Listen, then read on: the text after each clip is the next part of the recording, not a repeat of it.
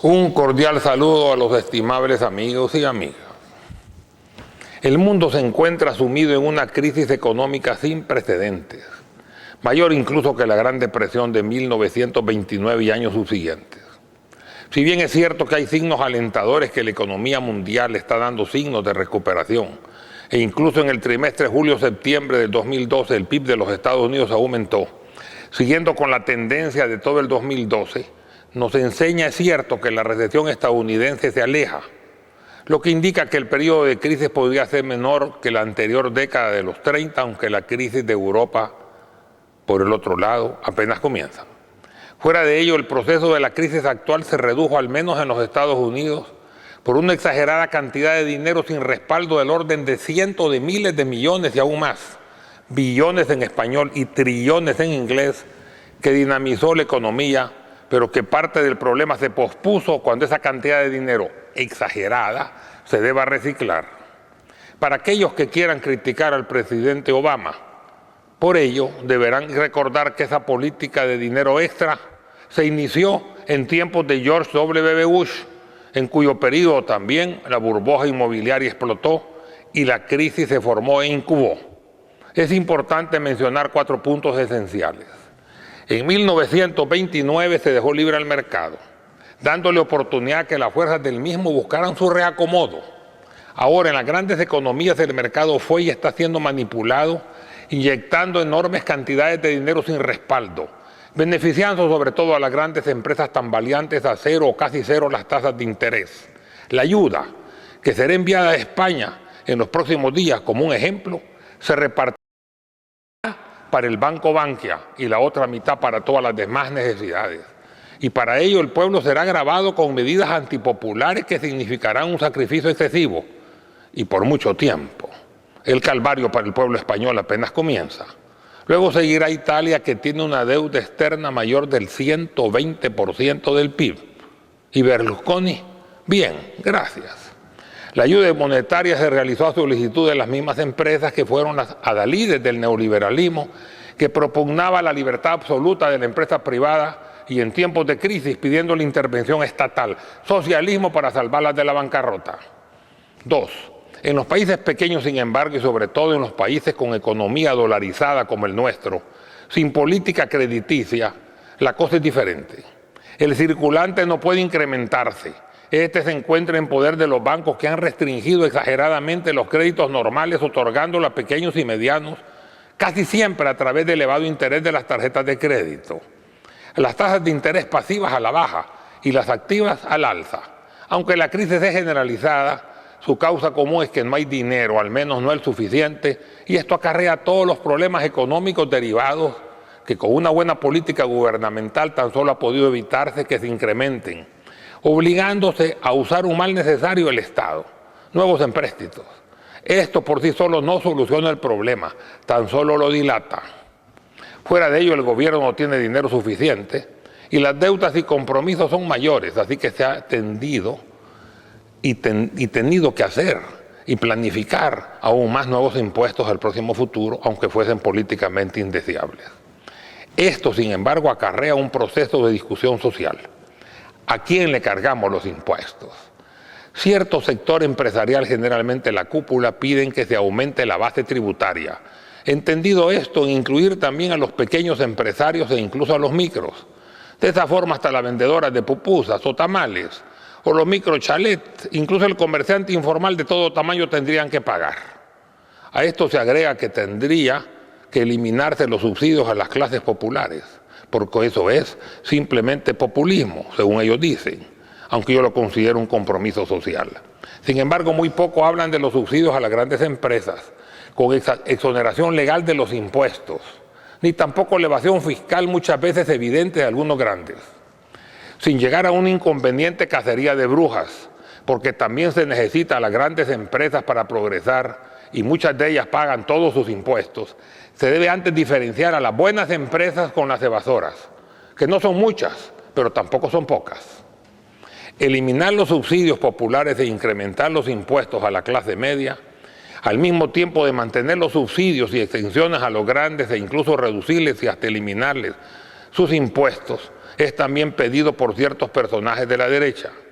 Lo justo, y estos también son los dictados de Dios, es todo lo contrario: reducir los impuestos a los pobres o quitárselos y subírselos a los grandes. Es algo propuesto por el presidente Obama cuando era candidato en su primera elección. Esto en su momento fue criticado por un medio escrito de derecha. Ahora, reelecto el presidente Obama, acepta el aumento de impuestos solamente para personas que ganan más de $250,000 anuales. Esto para mí es justicia tributaria. Tercero, existen una serie de problemas con tendencia histórica de agravarse a través del tiempo. Además, junto a la desunión y el enfrentamiento que se acentúan, las incertidumbres y los problemas que se multiplican y complican. El enfrentamiento entre la cúpula empresarial y el gobierno alcanza límites escandalosamente altos, a lo cual se unen los medios periodísticos. Si bien los medios de izquierda son afines al gobierno y hacen la contraparte, la lucha es desigual, porque los medios de derecha son considerablemente mucho más fuertes. Las noticias son escandalosamente parciales, que hasta en uno de ellos hasta cambian convencionalmente los encabezados a las noticias, todavía más negativos que el detalle de la noticia. Todo lo bueno que haga el gobierno no se publica, o mejor dicho, consideran que este gobierno no hace nada bueno. El reciente Boulevard Monseñor Romero recibió críticas para este gobierno durante los 11 meses que con eficiencia y honestidad se completó. No se dice nada de los dos anteriores ministros de Obras Públicas de gobiernos de Arena, que fueron culpables de la pérdida del dinero y el abandono inexplicable de la obra, incluso la de perder las 4 laudos arbitrales millonarios, donde se obligaba al gobierno a pagar. En el actual gobierno logró recuperar un laudo arbitral, tuvo que pagar los otros 3. Ahora la crítica se concentra en el cambio de nombre. Para mí, el nuevo nombre es mucho más adecuado. Independientemente de su historia, Monseñor Romero es el salvadoreño contemporáneo más conocido en el mundo. Diego de Holguín ni siquiera era salvadoreño. Es prácticamente desconocido que hasta el pequeño Laruz, que nombra a 4 Holguín, lo desconoce. Peor aún, cuando Francisco Flores era el presidente de El Salvador, no sabía que Diego Holguín existía, al decir públicamente en los Estados Unidos que el primer alcalde de San Salvador fue Pedro Cato, de religión judía. En ese tiempo los judíos eran perseguidos por la Inquisición y corría peligro su vida si manifestaba públicamente su fe judía. Si era judío, tenía que estar oculto. 4. Se habla de que los subsidios generalizados perjudican las finanzas del gobierno. Definitivamente el gasto innecesario se reduce al focalizar los subsidios. Es evidente que estos deben focalizarse, pero además de esto deben determinarse si han sido necesarios analizando costos y ganancias reales de las empresas subsidiadas. Si las tarifas o precios son incrementados unilateralmente por ellas, al eliminar o disminuir los subsidios se trasladaría la carga financiera del gobierno al pueblo salvadoreño, en el entendido que pueblo somos todos, y dichas empresas se quedarían siempre con ganancias fabulosas. Fuera de ello, con subsidios o no, las tarifas de los servicios o valores de los bienes que las empresas subsidiadas cobran deberán revisarse adecuadamente. Con facilidad pueden maquillarse los balances para ocultar ganancias y con esas revisiones históricas de no auditar o hacerlo con suavidad a dichas empresas, la verdad continúa oculta. En el gobierno anterior la posición era totalmente decepcionante. Se justificaba la no revisión de los balances y del pago de impuestos de los grandes, por carecer de suficientes peritos fiscales, según la excusa del gobierno, cuando a los pequeños y medianos empresarios se les acosaba permanentemente, estableciendo puntos fijos durante semanas y hasta meses. Claro, a los pequeños se les aplicaba la rigidez de la ley basado en el principio de que mejor se castiga a un inocente, pero que no se aproveche un culpable. A los grandes se les aplicaba el mismo principio, solo que al revés. Este tipo de empresas, cuando están totalmente favorecidas por la ley con grandes beneficios, excepciones y subsidios, y mercados cautivos, deberán revisarse a profundizar cuando declaren pérdidas o ganancias risibles en sus declaraciones fiscales. Este control reduciría los precios de los bienes y servicios, además que daría ingresos al Estado que el gobierno urgentemente necesita. Es cierto que la empresa privada y la inversión extranjera deben fomentarse, pero debe establecerse un marco de referencia con reglas claras del juego y donde el Estado supervise y corrija las disfuncionalidades y frene los abusos. Si bien el caso contra los pequeños y medianos empresarios ha disminuido con el actual gobierno, La revisión a los grandes no ha cambiado para nada. Cuando un nuevo gobierno en el próximo mediano futuro decida hacerlo, tiene que incluir en la revisión el por qué los funcionarios de los gobiernos anteriores no quisieron hacer nada en este asunto. El que tiene más debe pagar más. Y esto es un principio incluso religioso, ¿o no? Sin ir muy lejos, Hugo Beteta, subdirector regional de la CEPAL durante el periodo de sesiones número 34, llamó a los gobiernos a analizar los privilegios fiscales a los grandes, ya que ese dinero serviría mejor para mantener los programas sociales. Como todo tiene un comienzo, se podría empezar a revisar a CAES, un virtual y real monopolio que ha declarado pérdidas permanentes aún teniendo toda la facultad para autofijar precios y además recibir subsidios del gobierno, tanto del Ministerio de Hacienda como de la CEL, con un precio de energía servida carísimo que incluso algunos han afirmado que era el segundo más caro del mundo después de Japón, en un mercado en el que las otras empresas de distribución eléctrica con similares condiciones declararon ganancias elevadas y CAES, con el mercado más grande, casi la mitad del país y el más pudiente, declarando pérdidas. Increíble, pero cierto. CAES es un mal ejemplo incluso para el resto de empresas transnacionales, ya que es la única de las que operan en la bolsa de valores que declara pérdidas y que mantiene una relación menor que 1 entre el precio de mercado de sus acciones y el valor contable de las mismas. Quinto, los enfrentamientos entre la cúpula empresarial y el gobierno se han agudizado, muchas veces con un ataque personal contra el presidente Funes. En el 2010, con el anterior presidente de ANEP, las cosas eran diferentes. Las palabras del anterior presidente de la ANEP, Carlos Enrique Araujo Ezersky, eran realmente prometedoras, mencionadas en la prensa gráfica del miércoles 2 de junio del 2010. Aceptamos la invitación del presidente Funes a unirnos para que todos trabajemos para un mejor El Salvador.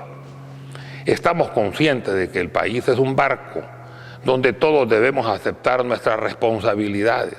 Y más adelante agregaba, hay que jugar en el mismo equipo para derrotar juntos la pobreza y llevar a cabo una reactivación económica. Lamentablemente a Araujo Ezersky se le terminó el periodo, o se lo terminaron, y la nueva directiva de ANEP vino más combativa y más confrontativa. Se volvieron los halcones sin darse cuenta que la paz se representa por una paloma. A veces jugando a la política partidarista y a veces por las ganas de llevar la contraria.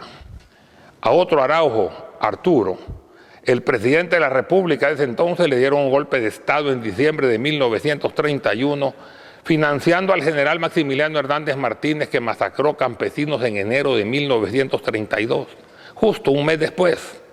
Esto no fue una casualidad. La represión ya estaba programada y comprometida. Araujo quería arreglar las cosas por las buenas y estaba considerando tomar las medidas sociales, populistas para otros, para resolver el hambre de las comunidades indígenas y mestizas. Hernández Martínez la resolvió de una forma diferente, con ametralladoras para satisfacción de los radicales. Todavía hay gente de derecha, entre ellas un comentarista político repetitivo, que admira a ese Hernández Martínez, no el que quitó la corrupción y bajó los intereses, sino al que ocupó la violencia dando un golpe de Estado y masacrando a los disidentes. Como dicho comentarista concluyó, a mí me gusta la democracia, pero si hay un gobierno que no es democrático, es permitido realizar medidas no tan democráticas con el objetivo de restaurar la democracia, desde la perspectiva de quién. Aunque el presidente Funes a veces ataca, la magnitud de sus señalamientos se queda corta comprobándolas y comparándolas con sus atacantes, generalmente grupos poderosos de derecha, y eso que él es el presidente constitucional de la República. Véase el anuncio publicado por la Cruzada Pro Paz y Trabajo en página entera número 54, publicada en el diario de hoy el viernes 6 de julio del 2012, motivada por haber atacado el presidente Funes a un magistrado durante una entrevista televisiva en el Canal 5 el día 2 de julio. El número de ofensas, yo los conté una por una, y ataques frontales contra el presidente Funes era de 44, que yo no repito ahora por ser un lenguaje inadecuado. El diario de hoy avaló su publicación, aunque pone trabas cuando se pretende atacar, aunque con una ínfima presentación de los ataques a una persona protegida incluso con campos pagados. Al menos podemos afirmar, y esto no puede ser desvirtuado por nadie, que al fin tenemos completa libertad de prensa en nuestro país, que es tan irrestricta que hasta llega al libertinaje como en este caso. Somos todos solidariamente responsables y por consiguiente, de no brindar nuestra colaboración en la realidad seríamos solidariamente culpables. La fábrica de empleo, la reactivación económica, la construcción de viviendas, las nuevas inversiones, el mantenimiento exitoso de las inversiones existentes, los nuevos planes de desarrollo, etcétera, etcétera, es tarea de todos. Por otro lado, mucha inversión está detenida por la excesiva disminución de los créditos bancarios para los pequeños y medianos empresarios.